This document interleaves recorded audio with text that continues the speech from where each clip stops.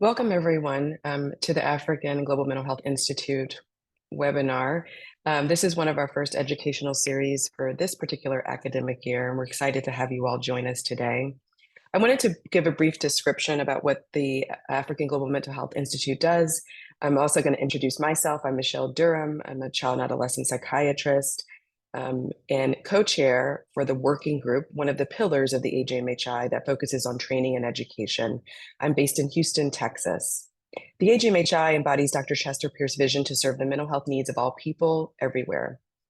We work to fulfill this vision by equipping mental health professionals in Africa and the diaspora with the tools and agency to effectively care for those suffering from mental illness. And we do so by fostering collaboration, creating accessible training and education programs for both providers and the public, and also thinking about conducting and disseminating culturally relevant research and partnering with key stakeholders to advance mental health care on the continent of Africa. We'll put in the chat shortly the ajmhi.org website for those who may be new to our institute. And also would love for you to keep in touch with us. And so please go to the website and you'll hear more about webinars and other things we're doing. We do have a conference that we're planning in Nairobi, Kenya in November, and more information will be following on our website in the next couple of weeks. I'd like to introduce our two speakers today as well. Makamohelo Malimabe is a Fulbright Fellow and works as a psychologist. She has previously worked as a counselor in clinical settings in Lesotho. The gap she identified in mental care secured her the Fulbright Scholarship to study in America.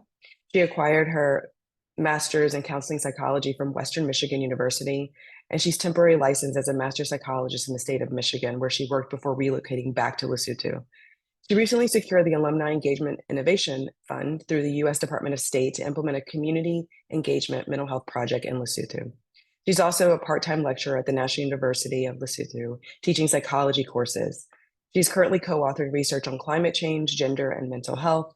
Her other research interests include culture and mental health, traditional and indigenous knowledge systems for well-being, suicidality, and youth mental health. Anne Scheunemann received her PhD in Applied Social and Community Psychology from North Carolina State University in 2021, after which she received a Fogarty postdoctoral fellowship with the T.H. Chan School of Public Health at Harvard University to conduct research on stress, coping, and resilience in public health nurses in South Africa. She's been a postdoctoral fellow in the Department of Psychiatry at Boston Medical Center since 2023 and has spent time in Lesotho, where she's been conducting a situational analysis and needs assessment of mental health and the mental health infrastructure in the country. Her research interests include fostering resilience to support well-being in under-resourced settings. Without further ado, they will be presenting today about thinking about community mental health and mental health as a public health issue. We will have time for questions and discussion, so I hope that those on the line, as you're hearing the presentation today, think of things that you might want to ask or take a deeper dive for both Anne and Makamohelo to answer. You can either put questions in the chat throughout the presentation and I'll get to them, or you can wait till after to unmute yourself and ask those questions to our presenters today. The last thing I wanted to remind everybody of as we're putting up the slides is that at the end, there will be an evaluation that helps guide what we do next, what things you might want to hear about wherever you sit. And if you can fill out that evaluation at the end, we would very much appreciate it.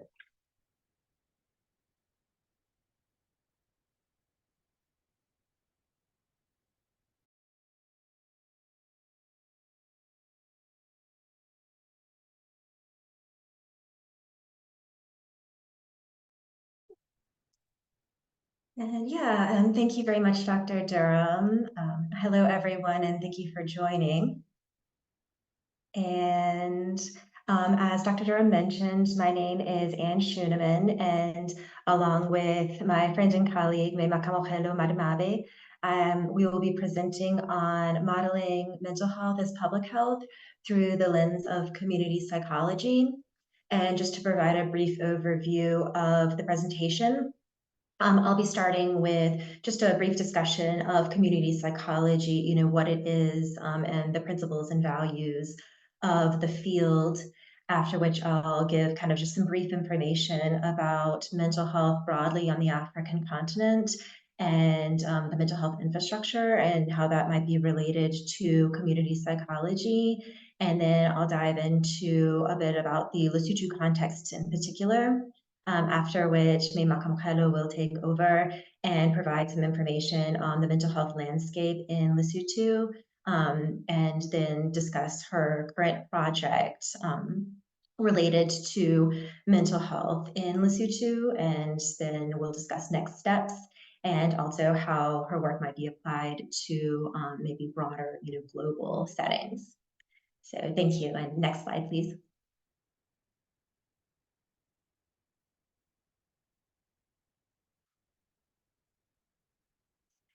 And so just to start with a brief introduction to the field of community psychology. Broadly speaking, community psychology examines interactions between people and their environments or their contexts. And so that's looking at, how individuals are impacting the world around them, but also how environments and contexts are impacting individuals. And it also often involves understanding and advancing community agendas as, defined by the members of the communities, their values, their lived experiences, and their priorities. And so it really involves cultivation of local relationships and partnerships. And so as such, community psychology is very much an applied field.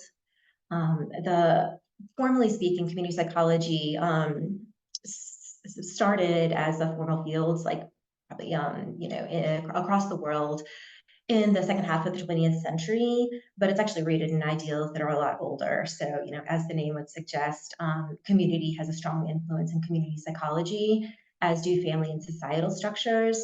But then power dynamics come into play a lot within community psychology, in terms of promoting equity and inclusion and social justice, and also in liberation. And so, for example, within the United States, the field of community psychology was formalized in the 1960s. And it was formalized in part with a dissatisfaction of traditional psychology as focusing very strongly on individuals and, individual traits, and like personality, genetics, as opposed to looking at how external factors are also influencing individual well-being and behaviors. It also started in the 1960s as a reaction to and in support of the civil rights movement that was happening in the United States at the time. And so within the United States, community psychology was formalized very much in response to social strife. And in other settings around the world, community psychology has been formalized more in support of liberation movements. So this is true in Central and South America, also true in South Africa, where community psychology started in a reaction to dissatisfaction with traditional psychology's prioritization of white people in South Africa during apartheid, and wasn't really focusing at all on the harms that apartheid was causing. And so community psychology was initiated to kind of raise the voices of Black South Africans that had been marginalized. And it was also instrumental in helping to create policies and facilitate dialogues as South Africa established its democracy. And so in addition to power as a focus and principle of community psychology often also takes a socio-ecological framework. So as I mentioned before, community psychology started with kind of a dissatisfaction of focusing solely on the individual. And so it often looks at the individual instead as, a person who is nested within a family that is itself nested within a community, within local government or national government, and, adapts and changes over time. And so this can include, relationships within families. This can include relationships with, neighbors, friends, peers, work colleagues, but it can also include things like culture, kind of at a community or national level, and particularly on the African continent, spirituality, which historically has been associated with psychology, is something that is really crucial to people's well-being and part of an exploration of community psychology from a socio-ecological framework. Community psychology also has increasingly recognized the importance of the physical environment and climate, as climate change has become something that is more widely accepted. And so, this gets into too how natural disasters or how terrain, how weather all influence individual well-being and lived experiences. And so community psychology also strives to be asset-based. So, often instead of pathologizing people and their lived experiences, community psychology aims to look as well at, assets at an individual level, at a community level. So what are the strengths that people, that families, that communities have to offer? This is something that actually community psychology has been criticized for, as often going into communities and kind of looking at what is quote unquote wrong with the communities and trying to fix them. And so to that end, community psychology has not always lived up to the ideals that it espouses.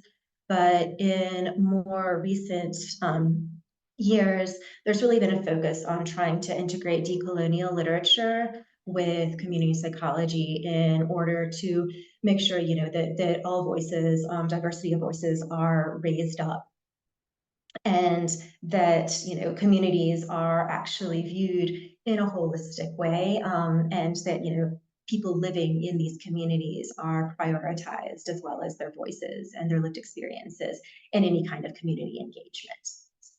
And this is also something getting back to power and the importance of power within community psychology that is really crucial to anyone like myself, like a community psychologist who is doing work within communities, because power exists not only thinking about politically or socially, but within research dynamics or within community engagement. So community psychologists are often encouraged, and part of my training was really to be aware of my own identity and how I'm presenting myself as I go into communities, and how I'm being perceived in communities, and how that might be influencing any kind of engagement and work that I'm doing. This also comes out in any kind of engagement or any kind of research that I do within the field, and just looking at how am I engaging with partners in communities, with individuals in communities. So am I coming in as the lone researcher and just taking information from people in communities, or am I really truly trying to engage with partners, to understand their experiences, to understand their visions, their values for their communities, and working with them to achieve those goals, from the beginning of maybe research design through data collection, analysis and interpretation, and dissemination of findings. So community psychology also strives to be really pragmatic. So it's an applied field, and it doesn't take an assumption that there is one universal solution to any kind of challenge that is presented, but instead strives to use evidence-based research in collaboration or in connection with local contexts and community express goals and values in trying to affect desired change or outcomes for communities. And so it's not a here is the solution, but a let's work together based on all of our expertise as a research team, myself with my background, community members with their backgrounds, to achieve whatever outcome is desired. And to that end, community psychology is very much interdisciplinary, culturally responsive, and contextual.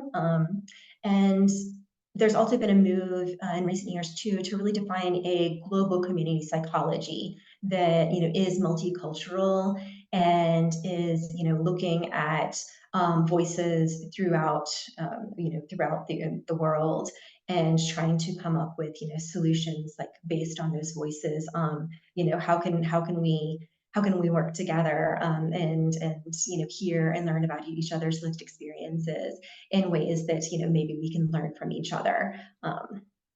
to better serve local communities. And so next slide, please.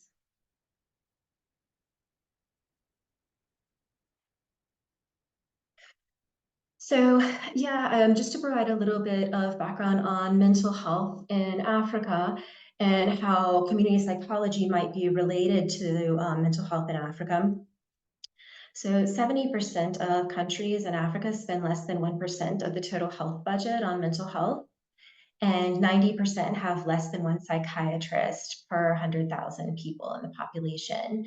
And so this means that a lot of people who might need care aren't able to receive it. And treatment gaps in countries in sub-Saharan Africa are estimated to be between 75 to 90%. So currently, mental health isn't being prioritized within health systems across the continent, which is leading to low uptake of mental health services, which means that new solutions maybe also need to be incorporated or integrated into mental health infrastructures to be able to provide improved care. And these new solutions could include community-based, local solutions to better supporting people's mental health. Next slide, please.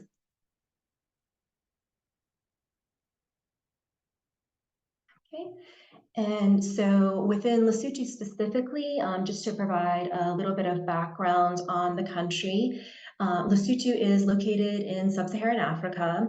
It is a small country that is completely surrounded by South Africa, and it is completely in the mountains. So it has a population of approximately 2.3 million. The median age is around 22, and I think about a third of the population is actually under 15 years old. So it's a very young country. And most of the country is also living in rural areas, predominantly in the mountainous highlands or midlands. And so this can create some challenges. Being mountainous as the country is, it can create terrain challenges with people being able to access resources. Most of the roads in Lesotho are not paved, and there are some communities and some villages in really rural areas of Lesotho that don't actually have roads to them, so cars can't access them. The villages can only be accessed by donkey or by horse or by foot. And this also leads to employment challenges. So there are a lack of jobs across the country, but particularly in the more mountainous regions of the country, which can then lead to high rates of poverty. Another challenge Lesotho faces is that it has one of the highest HIV rates in the world. So between a fifth and a quarter of the population is HIV positive. But within a lot of these challenges, there's also assets that can be leveraged that Lesotho has. So Lesotho actually, communities have a very strong sense of community. Neighbors know each other in Lesotho, and neighbors help support each other. So it's a place where you can go if you need help from somebody. You can go and often ask a neighbor, and they'll be happy to help. There's also a lot of local, resources. There are healthcare workers working out of health centers, and sometimes those health centers are still very far away. But even if that is the case, in local villages, there are often village health workers that might be able to help support community members. And there are also traditional health practitioners in local communities, as well as community-based organizations and local support groups that often are initiated from local motivations to help community members. So next slide, please.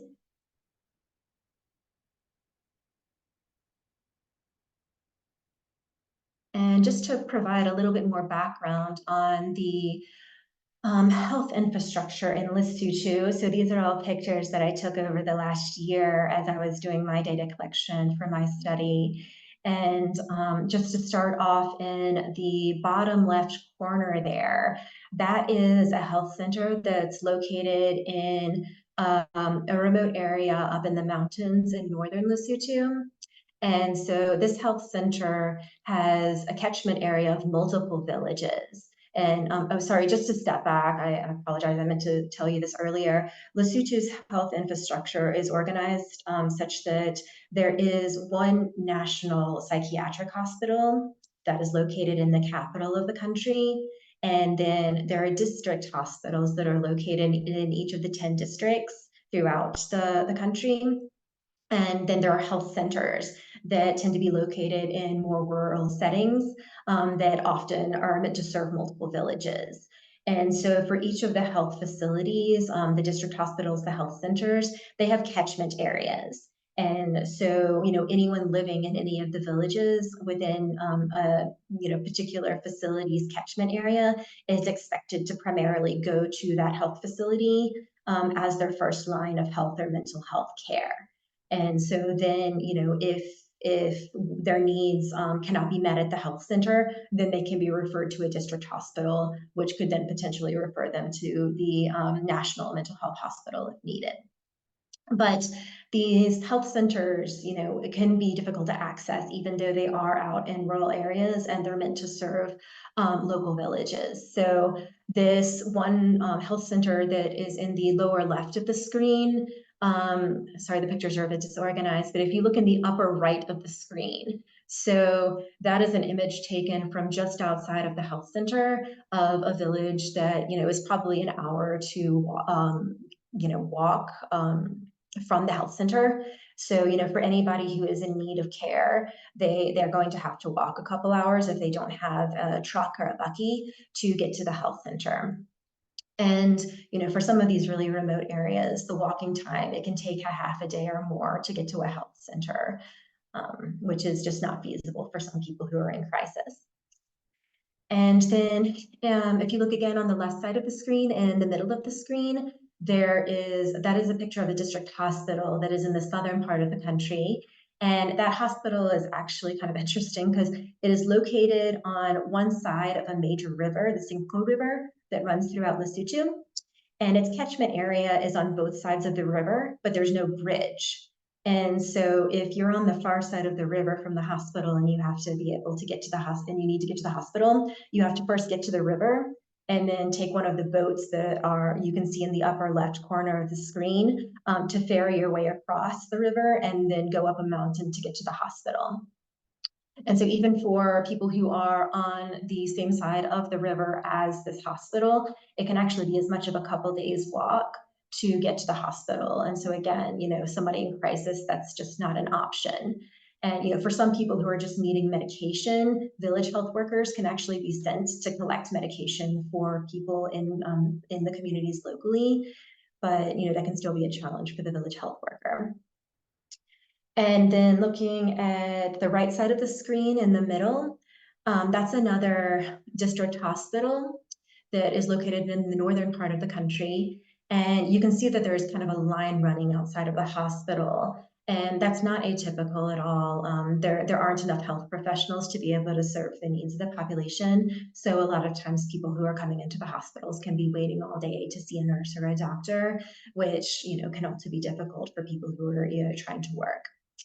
And then lastly, the image in the middle of the screen there is that's taken actually from a car as I was going out to a pretty remote health center. It's like 2.5, 3 hours off of a main road. And, we ended up like popping a tire as we were going down this road, and it was partially washed out because it had been raining. And so that's just kind of to exemplify just how difficult it can be to access healthcare or mental health care for people who need it in Lesotho. And so next slide, please.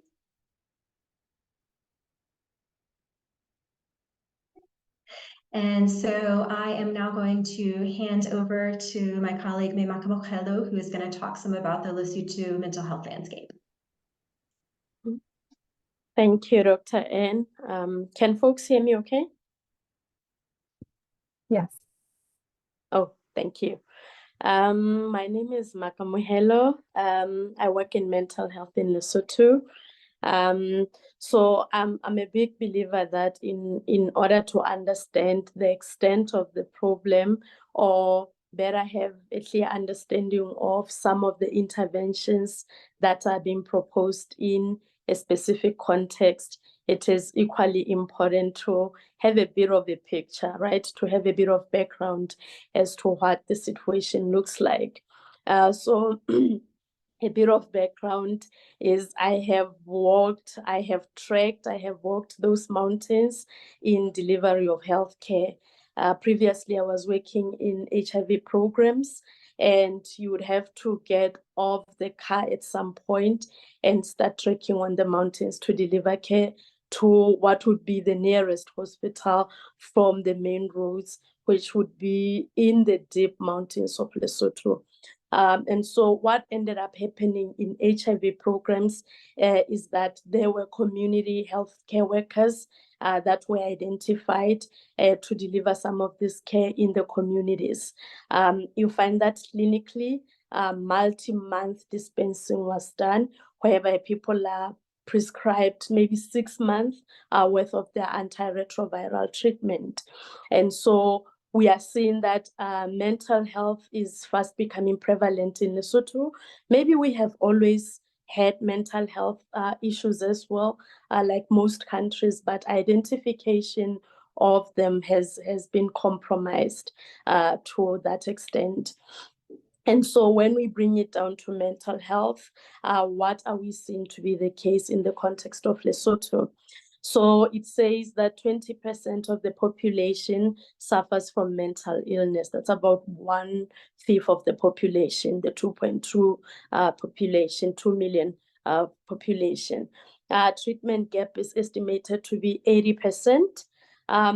It is estimated that less than 1% of Lesotho's health budget is allocated to mental health.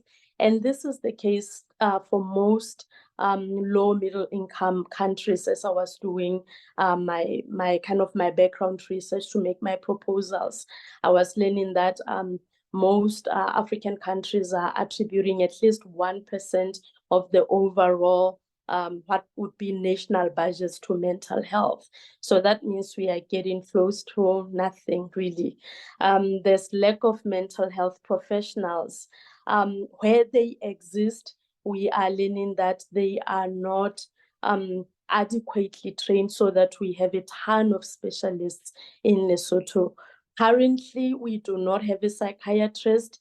One that is assisting us is American by nationality, and she's working for an organization that's doing work here in Lesotho. So she assists the psychiatric hospital that Dr. N alluded to earlier. The psychologists that I think are available there, the number does not exceed 5. And it came to my knowledge recently that they cannot even diagnose for some of these common mental health concerns that we are having in the country. So the other issue is that where there is care, there's sometimes the challenge of lack of accessibility, whereby when we are looking at the terrain and how the country is set up, people are not able to get to the nearest health center. If they do, mental health services are offered in MOTUs, and these are the units that get to make referrals to the psychiatric hospital. And I think the bed capacity at this psychiatric hospital, which is an inpatient and outpatient facility, is 145. So you're thinking if 20% of the population is faced with mental health challenges, issues, and the hospital can only accommodate, say, 145. That's rather a concern. So this gave birth to what would be my work in mental health with my colleagues that are in public health. Next slide, please.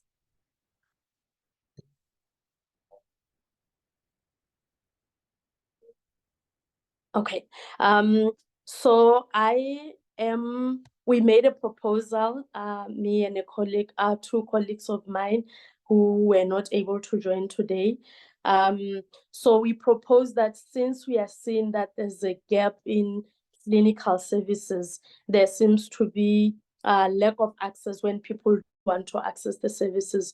What can we do, right? So we are aware that Lesotho, one of the assets, the strengths that were highlighted in the Lesotho context slides was that we are rooted in community, which would play into ideas of Ubuntu, which is our the African way that I am because we are. So it's almost second nature for us to want to take care of the other, so that when one is not okay, a neighbor will go in to check on them, make sure that they are okay, and in our belief system as well, we tend to be traditional, cultural, spiritual, and faith-based.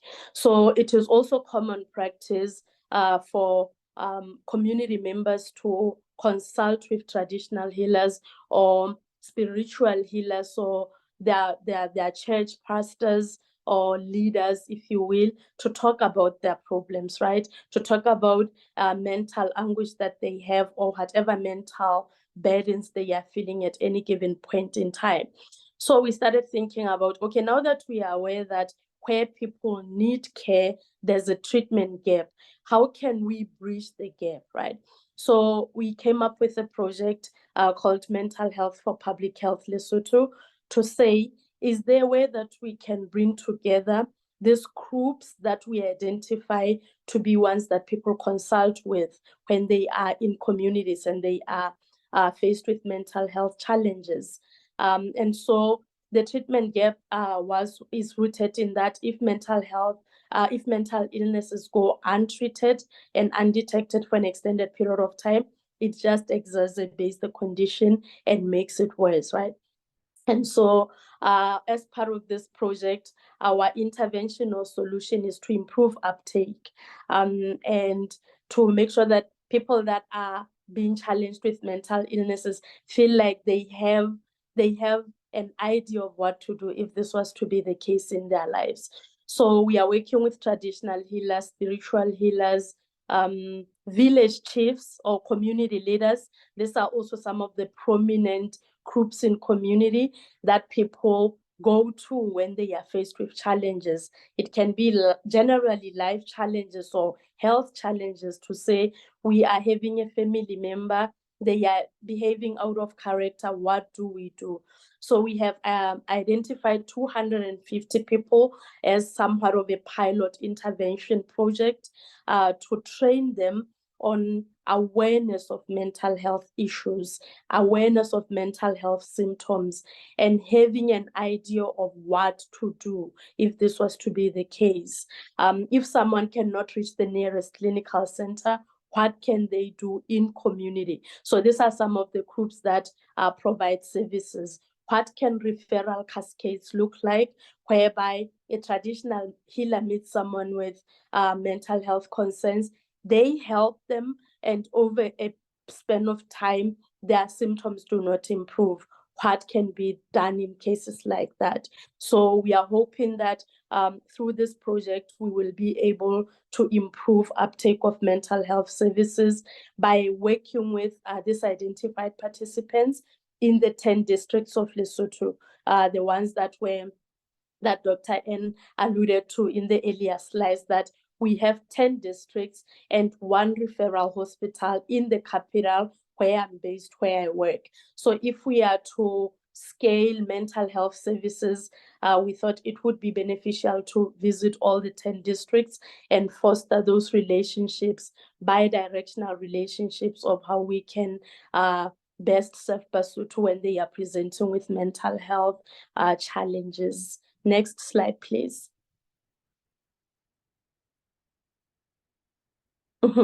So, like in any other project, we have experienced some challenges. And one of the challenges that's coming up is because we are bringing together people that are coming from different schools of thought, different backgrounds in their training. For example, I'm clinical in the work that I'm doing with my colleagues. The other is in clinical mental health. He's a nurse, and the other is in public health. And we are coming to Basotho who are practicing from traditional perspectives, spiritual perspectives, and not we are learning that there's a clash in personalities, if you will, because of the differences in how they do their work. So a clinician is likely to view symptoms in terms of, let's say, psychopathology. A traditional healer is more likely to see it as maybe it's an ancestral calling, maybe something is not aligned in their energies, maybe a neighbor is not happy with them, so they have played around with some magic so that their life is disrupted somehow. So to reconcile these differences in worldviews has been a challenge, whereby we also want to stray away from this idea that one is more superior than the other. What we are rather hoping for is that based on how the other group does their work and the other does their work, can we find a common place where we are serving people that are presenting with mental health challenges? And if it feels like one is not being able to report positive outcomes, can we refer based on Basotho's general belief system as to what causes mental illnesses? And so there has been tensions in integrating psychotherapeutic terminology and cultural conceptualizations of mental health. Let's make an example with psychosis. Psychosis clinically, I can explain it in terms of symptoms of what we are likely to see with someone that is likely presenting with psychosis, right?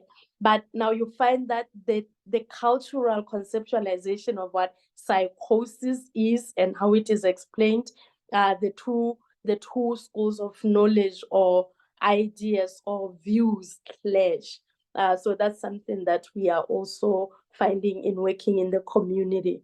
Next slide, please. Okay, so this is the work that we are doing. It is relatively new. We recently launched it beginning of the year. So we are taking lessons away. We are wanting to help inform this as a treatment-based model that can work in the context of Lesotho. And so we do foresee the next steps, which is scalability, to say, now that we are aware that there's somewhat of a gap in clinical services, in helping to bridge that gap, we would be hoping to train more people in the project. And this would be including the groups that we are working with, just to have larger numbers that we are working with. Also, initially the identified number of participants that we are working with now is 250. So long term, that would not be enough, because they are going to be somewhat trainers of trainees in their communities as well. And so we are hoping to scale and train more mental health practitioners. We are foreseeing potential to include people in other fields outside healthcare. This would be teachers, non-governmental organizations, community-based organizations, and other stakeholders. And this is rooted in another treatment gap that we are realizing and recognizing. For example, in schools in Lesotho, we don't have school counselors, like is the case, let's say, for example, in the US, in Michigan, where I was working, there are school counselors placed in schools. This is not the case in Lesotho. And if a student was to seek mental health services, we saw what the lines look like in one of the pictures at the local health centers. They tend to be long, and so they would have to miss a whole day of schooling to be able to go consult for their mental health. So we are hoping the same training can in the future incorporate teachers to be able to recognize some of those symptoms, refer accordingly, be sources of support, work with other local non-governmental organizations that are doing work in HIV and mental health, work with community-based organizations, because we are wanting to leverage on this asset that we are community-based. We are strong in community. We have principles of Ubuntu. We are also working towards achievement of Sustainable Development Goal number 3, which speaks to mental well-being for all. And then just to contribute to best practices in engaging disparate groups in this dialogue, because we seem to have that differences in how people approach and conduct their mental health concerns. And so one would wonder, so how do you see work like this being profitable maybe or beneficial to scholars in the psychiatric sciences, behavioral sciences in Africa and beyond? And so we ended up thinking of it in terms of there might be something to learn from tribal communities, indigenous communities, whereby if this model works and we prove that it is a best practice when working in low or under-resourced communities and contexts, maybe the knowledge can be translated to the global north, where if you're looking at Native American communities, rural areas of any given country, this is potentially some interventions that can be explored. And so long term, we are hoping to contribute to the field and new knowledge in this regard. Thank you.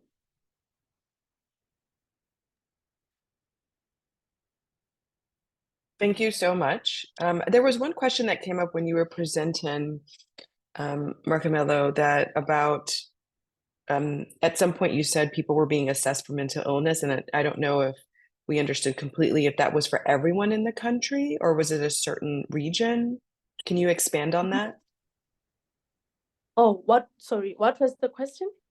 Well, they asked specifically at some point when you were presenting, is that to say everyone in the country has been assessed for mental illness? Not that I know of. So some of the data that we have is coming from Partners in Health, who is they are an organization that is prominent in HIV work and mental health. What I am aware of is that their data was not published, but we are getting data from them as probably the most prominent organization that's doing work in mental health. So to by far, I don't think everyone has been assessed, no. So this would be rough estimates at far. Say the last part again, I apologize.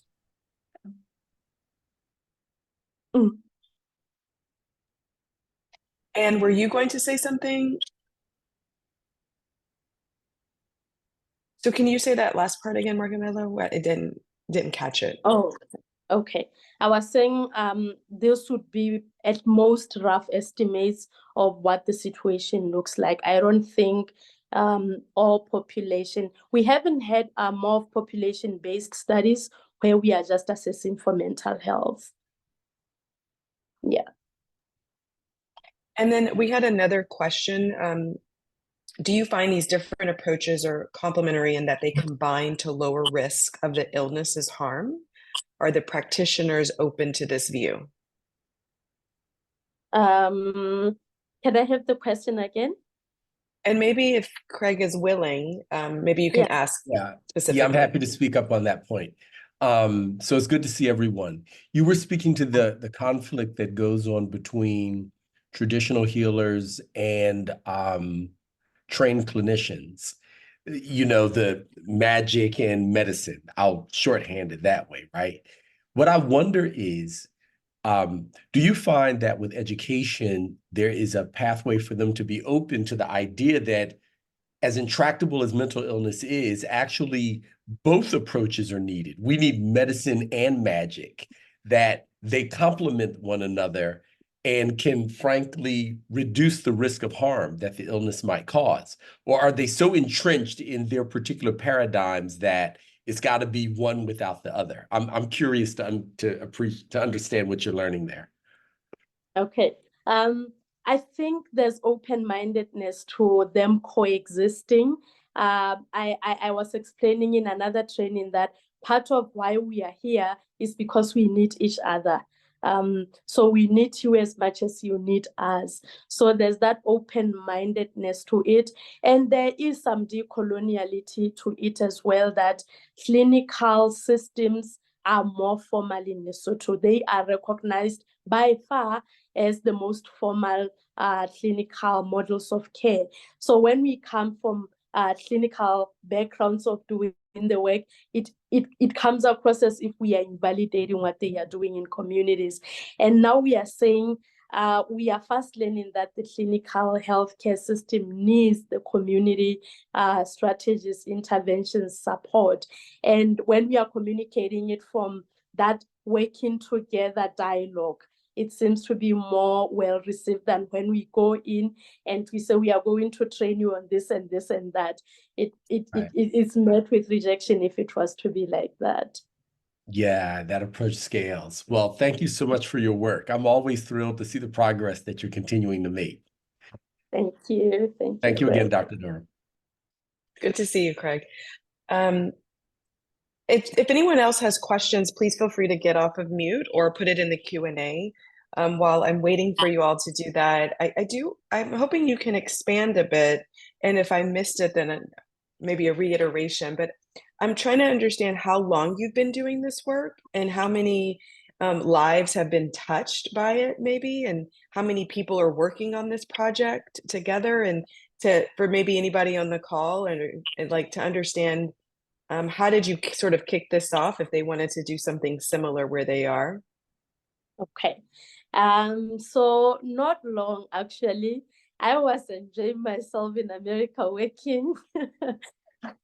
I had gone for study and then I ended up finding work, so I stayed.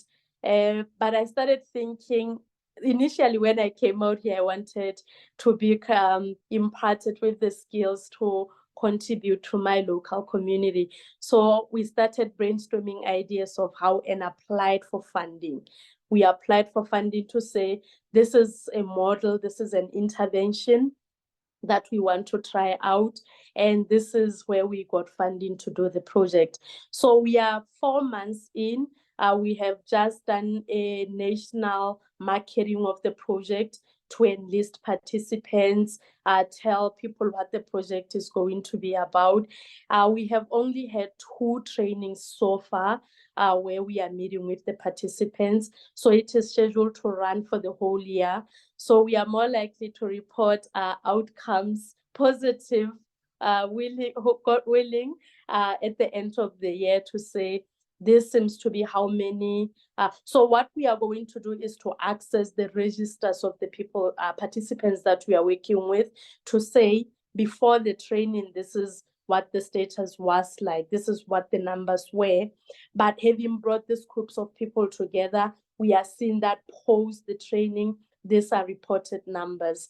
And that's where the other challenge came in, whereby with the traditional healers, some cannot write, some are compromised and illiterate.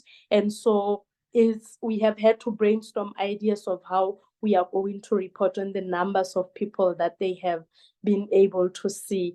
So if anyone wants to jump on this kind of work, it would be to say, what can I do to add on what is already being done? They might identify a different group in communities that they want to work with. I know there's a local organization that's kickstarting friendship benches, which I think originated in Zimbabwe. I'm not sure, don't quote me on that, but there is an organization that's starting work like that. So I feel like there's always a group to identify, there's always work to be done, there's always gaps to be identified. And the biggest thing was to apply for funding, because we are early career beds, and so we had to figure that out. So maybe give it a try as well and apply for funding and see if they will be given the funds to go into communities and do this work. Thank you. That's really helpful to conceptualize what's going on the ground. And did you want to add anything to either one of those questions? Any comments? Yeah, just to expand a little bit on what Makamohelo has been talking about to the first question.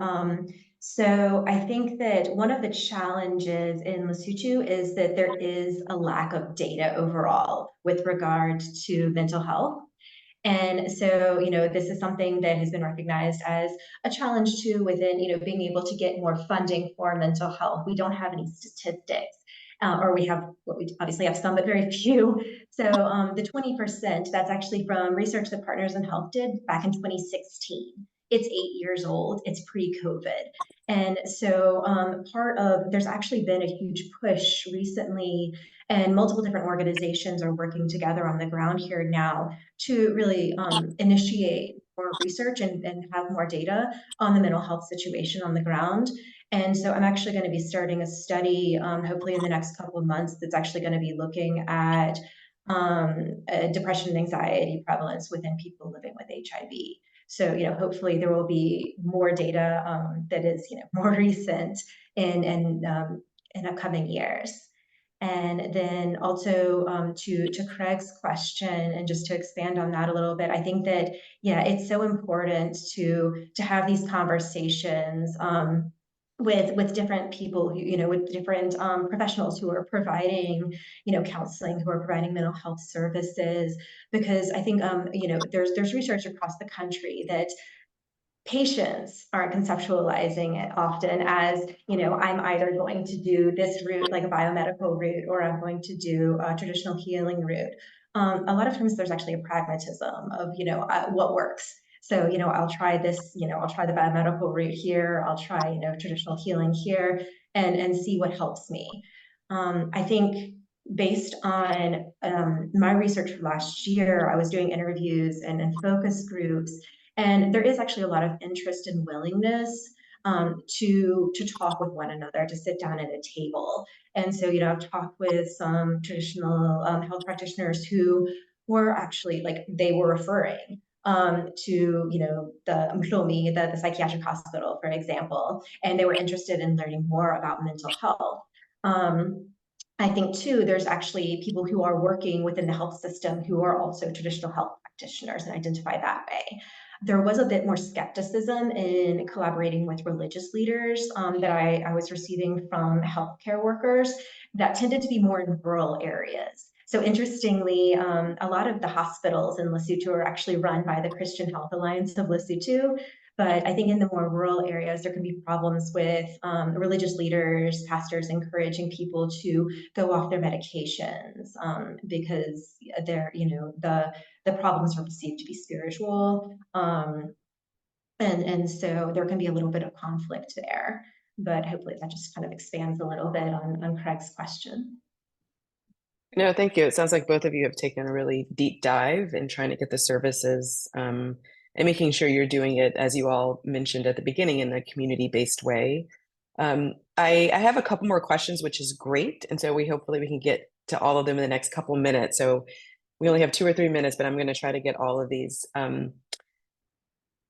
Makamohelo, someone asked, when patients have other needs, economic or legal, for example, do you coordinate with other agencies like government or NGOs to help with those needs in addition to addressing their mental health conditions?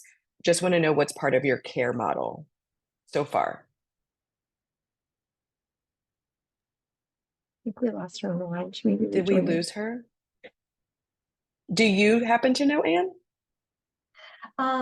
With her project in particular, no, but I know that in relation to, she's doing trainings with healthcare workers like nurses, then they do actually have referral systems. And so, if somebody is coming in who, doesn't have any money for food or is struggling with school fees or something like that, they can actually connect with social development locally. Or if somebody is coming in who is a survivor of a sexual assault or gender-based violence, there can be connections. There's an automatic connection from casualty at a hospital to a mental health outpatient treatment unit, and also to the police. And this is a question that I'm not sure, maybe probably because I'm not based there, and I don't know but someone says, thanks for the important work. How were you able to convince the traditional healers that your model wouldn't deprive them of their customers and source of income?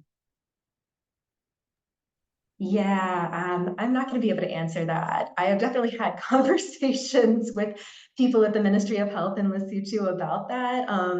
They're actually the head of the mental health program in the Ministry of Health is actually also a traditional health practitioner. And so she and I and me and Makamohelo have actually all had conversations together about that. And not clear solutions thus far. But I think it's also just important to recognize that there's kind of, just like with any profession, there's a diversity of ethics and morals. And so, talked with quite a few traditional health practitioners who are really interested in engaging more with the health system and could see it as being beneficial to, the patient as well as themselves. But obviously, yeah, again, there's just diversity, like within any profession. Great. I know she has jumped off, but Craig had mentioned that he would be happy to support. He's done some work in this area and the challenges that you all are maybe facing in your intervention. So hopefully we can connect you all.